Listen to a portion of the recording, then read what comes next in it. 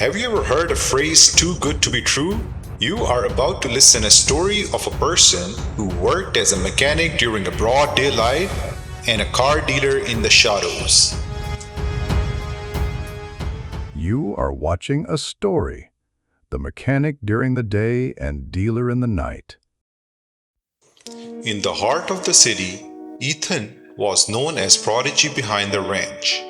He owned a modest garage, but his real business happened in the shadows behind the back doors. Ethan was young, fiercely driven, and possessed a rare, dangerous talent. He could make a dying machine chime like a fresh bird. But Ethan lived by a cold, cynical philosophy. In business, if you want to be a wealthy person, you must be clever enough to sell anything to anyone at any cost. To Ethan, a car wasn't a vehicle, it was a money printing press. When he received vehicles with fatal flaws, he didn't just fix them, instead, he masked them. With the God-gifted talented hands, he would apply short-term patches, manipulate digital odometers, and alter computer software just enough to bypass the inspections. His handiwork was designed to run flawlessly, but for a few days only. Talented with hands, but also sharp by mind, he made sure his bill of sales were legit, carrying a strict 30 days liability limit. He didn't build a reputation, but a fortune on the misery of unsuspected buyers. Then came Leo. Leo was a high school senior, the kind of kid who worked endless hours to earn a badge of honor. After school, he worked late night shifts at a local restaurant, saving every single dime for a year with one goal: buy a reliable car to get to college. When Leo walked onto Ethan's lot, his eyes landed on a sleek sedan. The market value was $5,000, but Ethan, seeing the kid's eagerness, offered it for a generous $3,000. The perfect paint job done, body with no scratches, smooth engine, and the odometer reading showed low kilometers. To Leo, it felt like his hard work was finally paying off.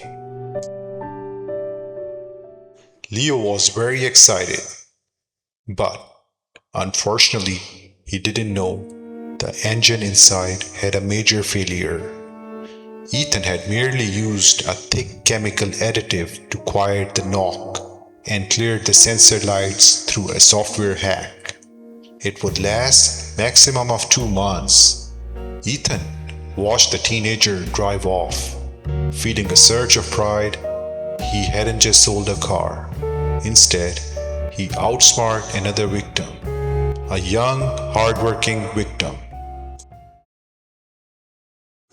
3 months later, Leo faced a devastating experience.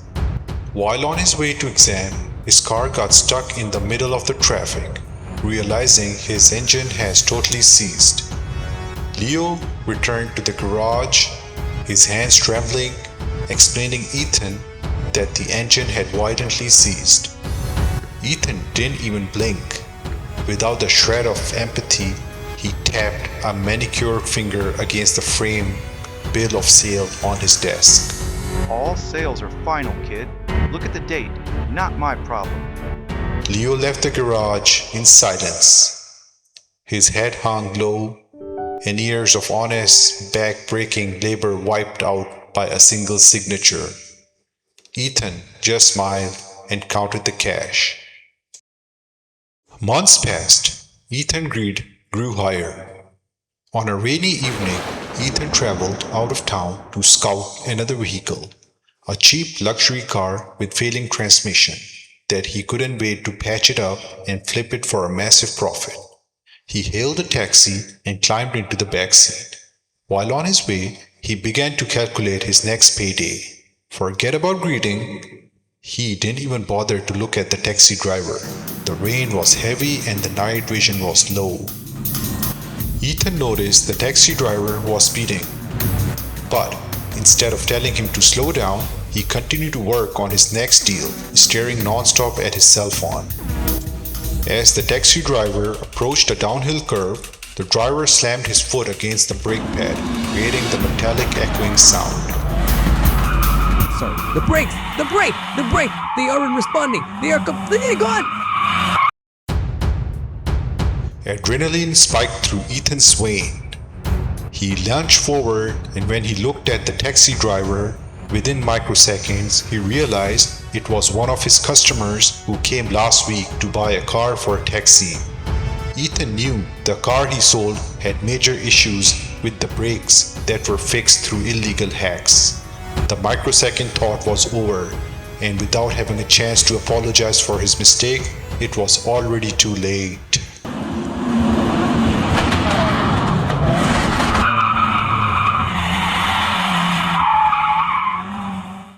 This is the end of the story. Your talent is your biggest gift, but how you use it, it's totally up to you. You can use it to benefit the people. Be humble. Be honest. No matter what, the universe will always deliver the invoice.